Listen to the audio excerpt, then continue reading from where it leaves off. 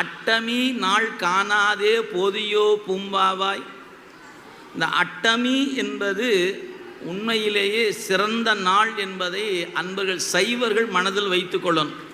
ஏன்னா பெரும்பாலும் நம்ம இந்த சோதிடத்தின் அடிப்படையில் 8ஆம் நாளை புறக்கணிப்பதே பழக்கமாக கொண்டு இருக்கிறோம். அன்னைக்கு எதுவுமே செய்யக்கூடாது, எதுவுமே செய்யக்கூடாதுன்னு நிறைய பேர் கருதி இருக்கிறோம். அது நமக்குள்ள ஒரு பழக்கம் வழக்கமாகி வழக்கம் பழக்கமாக நிற்கிது. அதை என்னத்தை தான் நீங்கள் சொன்னாலும் அட்டமி நவமின்னா தொடாத அப்படின்ட்டுருவாங்க.